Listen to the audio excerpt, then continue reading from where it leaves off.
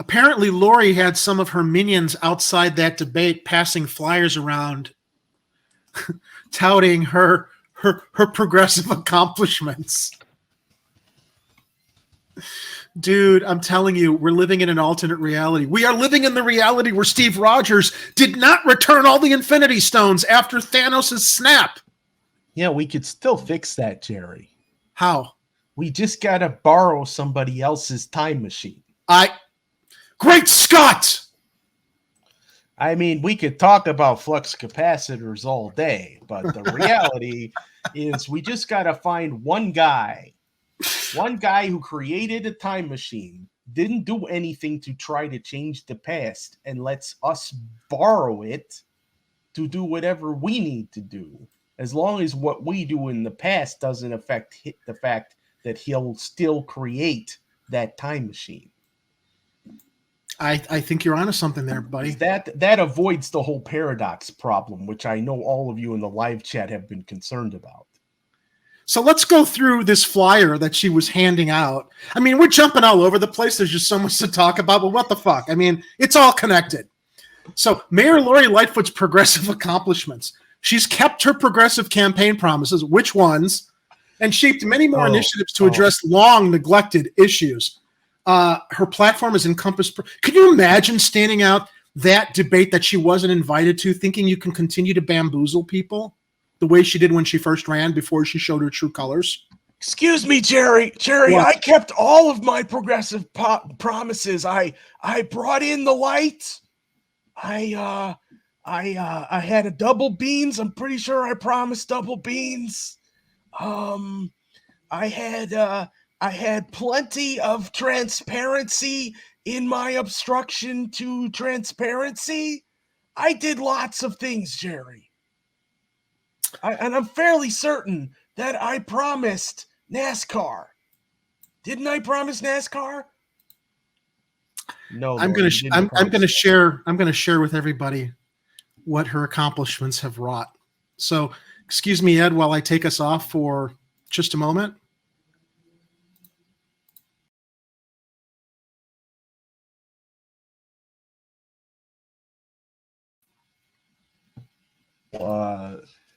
Was it Zarathustra music going while we got that? Da, da, da. All right, let's get back to the signal. All right, so here, first, number one, economic development and justice. She raised the minimum. She didn't raise the minimum wage to $15 an hour. Rahm Emanuel introduced that like during his first term, and it took 6 years for it to come into play. Now it's $15.40 and even higher for airport workers. She created one of the largest universal income programs in the country to support 5,000 working families with $500 monthly. And it's means tested is what she forgot to mention. And it wasn't even her idea. Of course not. She stole it from some aldermen who wanted to do a better version of it, but then she had to basically take all the credit for crumbs. Released a 5-year plan to address housing segregation with $1 billion in affordable housing investments, the largest investment in Chicago history, while they're giving away CHA land to soccer teams. Created the Mayor's Office of Violence Reduction to drive a proactive approach to preventing violence and supporting impacted communities. Expanded the Narcotics Arrest Diversion Program, which redirects people with substance use disorders away from the criminal justice system and into medical treatment and rehabilitation. On immigration. That was also not her idea. I love this. On immigration. I love it, especially given the optics of what happened last week. She eliminated the carve-outs in the Welcoming City Ordinance and terminated ICE access to citywide databases to ensure that the city remains a safe place for immigrant communities, while she buses them over to Burr Ridge without telling the mayors there that they're being bussed in because we have nothing here to help them. Well, or she doesn't want to deal with it. And then they'll get quietly transported to Gary Airport and shipped out, as Kit has predicted will likely happen. That was a segment on Show 2 Fridays ago. And let me also say, everybody who's watching who's not in Chicago, first of all, welcome and thank you for watching the show. Yeah. I shared with Ed before the broadcast I was speaking with my friend Shane Coughlin in New York of Kerberos Media, who has directed a lot of his friends in New York to watch the show, because what New York and the rest of the country is getting about what's happening in the shit show that's happening in Chicago, they're getting it filtered. Yeah. Shane was telling me, nobody had any idea what's going on there because the regular media we're getting outside of Chicago isn't reporting on it. I'm like, well, that's what Chicago Corner's for. I had another friend on Facebook share with me. He watches the show and, he wishes we had more viewers because we're onto something here, reporting the real bullshit that's going on. That's not partisan. This is not partisan. So do stuff. we. We also wish we had more viewers. So please share the show. Share the show. Please, everybody, whether you're here in Chicago, and I know a lot of you already have, and you've probably what's the word? You've probably utilized all the sharing you can, exhausted all of the people you can share our show or our links with. Mm-hmm. But, in light of the fact we're a small YouTube channel, we've got 1,500 subscribers that I'm very proud of, because when I came on the show last year, I think we had 400. So we're growing it. We're attracting more viewers. I know that Kid over at Hardlands Media has directed a lot of national viewers to us. Kira's joined our team. She does fantastic Tuesday broadcasts. She's brought her viewers and followers. So we're growing. But I'm very excited about the fact when I hear people from out of town or people who find our show are just like, we don't understand why more people aren't watching you. We're limited by this fact that we don't have an advertising budget. We're limited by the fact we don't have a marketing or a publicity department to get more people aware of us here in Chicago to report on this stuff that, she's banning reporters and taking away from credentials at her press conferences from covering or asking tough questions about. Yeah, and we're a small team. We have jobs. We're 3 people. Well, most of us have jobs. I have one. Hooray! And they take up some of our time, so we can't spend 24/7 trying to do the social media end of this thing. So we appreciate any time that our audience can help us out there. If you're participating in a chat on another live stream, or if you're in a Facebook group or Twitter or Instagram or something, and you think that something someone else has posted is relevant to something we're doing over here, let them know that we're here. We've got a website. It's 99perspectives.tv/Chicago Corner, or you can go to Chicago_Corner. Those both work now. I fixed it. It works. Twitter account is Chicago Corner TV. I believe that's the same for Facebook. And did we link that to Instagram recently too? Right, Jerry? Yeah, I just created our Instagram. It's Chicago Corner TV. So we're trying to get out there. We're trying, we're putting our Chicago tentacles out there. Oh wait, you may not approve of tentacles. I don't approve of your methods. Yeah? Well, you're not from Chicago. And I do thank you, Kathy, for the dollars that you throw at the stage while we're dancing up here, doing our civic responsibility, commenting on the news. And also, I also want to clarify, because I had one critic on Facebook say, you guys are acting like journalists. It's like, no, we're not journalists. We're commentators. Well, I credit everybody who's it depends on who you ask. Kira's a journalist. I give Kira credit because she is trained as a journalist. I'm not. I'm just some big mouth with an opinion. And we credit the journalists whose stories we share so that we can comment on them and analyze them. We are news commentators, and in that sense, we are a kind of journalist, but we're not investigative journalists here, although occasionally we do look for answers when we're trying to follow up on stories that we're covering here. But the real people doing news, we would have a heck of a time doing this show if they weren't doing their job. So thank you to everyone, especially places like Block Club Chicago, all the local news channels that are actually doing the investigative reporting instead of just reporting what they're handed on a sheet. It's good to make sure that wherever you are, whether you're in Chicago or any other city all over the world, that you have somebody who is doing proper journalism to hold people accountable. I'm happy to just identify myself as a commentator and pundit. I will not take any credit for being a journalist. I like interviewing people, and I like sharing stories that I think are important that we talk about. So, but yeah, Ed, I'm not. Yeah, yeah, everything you said. Now, John Kemper shares they broadcast us as the crime capital of America. That I know, but they don't hold this bitch at all accountable. And as I've said in the past, I'm not being a misogynist. I used to call Rahm Emanuel a little bitch. Okay. So the problem is that when everybody looks at Chicago as the crime capital of America and they think that, oh, here we go.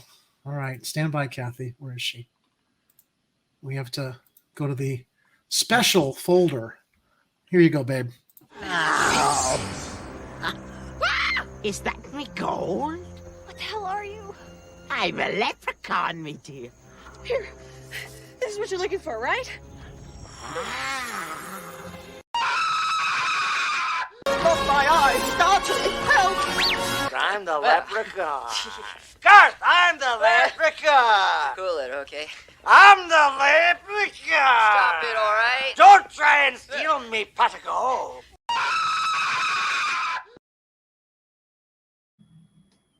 There you go. That's to the Queen of Chicago corner, our friend Kathy Powers, who supports us with the leprechaun dollars there.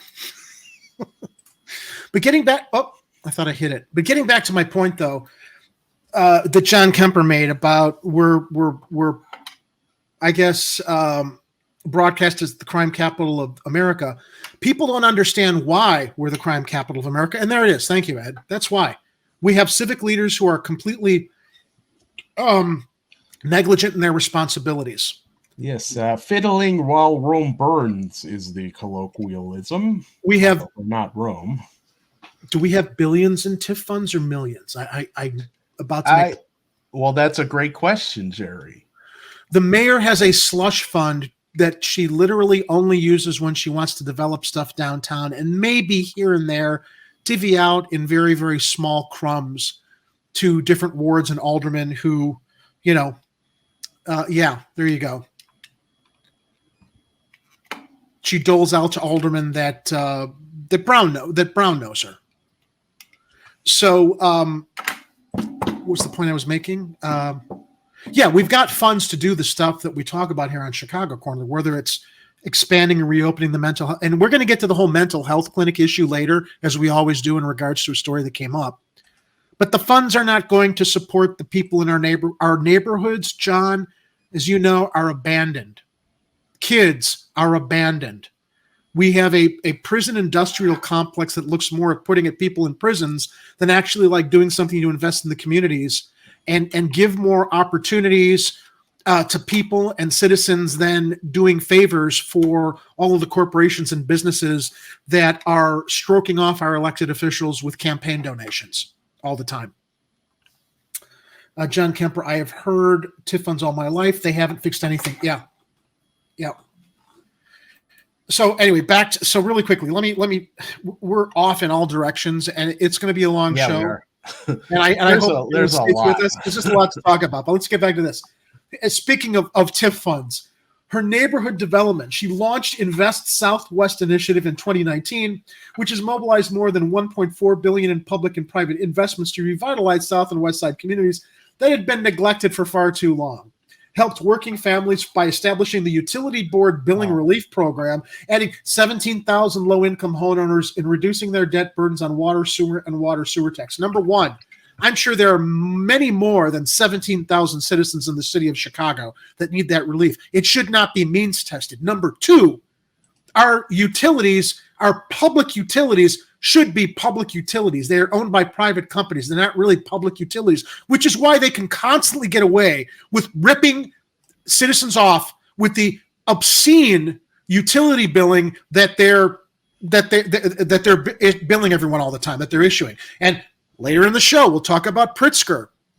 I'm sorry, not Pritzker, our former Governor Quinn wanting to hold ComEd accountable for the scandal that they were involved in with overbilling.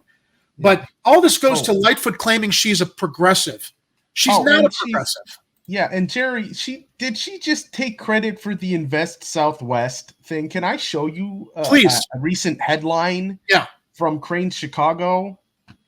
Invest Southwest program remains mostly a vision without a single project under construction after 3 years. What a fucking bitch, am I right? That's just the headline. Ed, share the details with us. The mayor's signature economic development initiative has promised unprecedented public funds for blighted corridors. Yeah, we're still waiting on that. I'm going to get some pizza. But without a project under construction after 3 years, it has yet to prove it's the cure for disinvestment.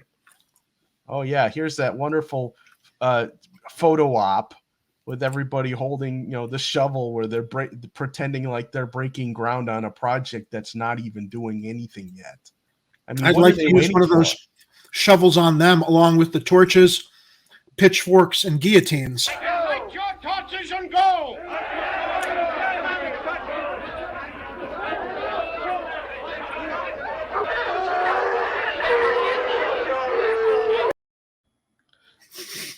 Yeah. When developer AJ Patton surveys the empty storefronts, vacant lots, and crumbling facades lining a 3-mile stretch of Chicago Avenue between Humboldt Park and Austin, where nearly a third of residents live below the poverty line, he sees a nascent showcase. I can interrupt you. Quick thanks to John Kemper. Thank you for the $5 super chat, John. We will stay busy. We will not stop. We will not stand down. We are here to do our civic responsibility, broadcasting, commenting, and sharing what's really happening in this great city that's made great by its citizens, not its representatives, elected representatives. But go ahead, Ed. Yeah, and our citizens need to be pushing these representatives a lot harder. So, hold your reps accountable. They got elected because people voted for them, not because they are entitled to that position. Anyway, back to the story. He sees a nascent showcase for Mayor Lori Lightfoot's signature initiative to spur investment in blighted South and West Side neighborhoods. Starts with a proposed $27.1 million mixed-use complex with 44 apartments at Chicago and Central Park Avenues, one of several projects induced and heavily subsidized by Invest Southwest. Now, we could go in.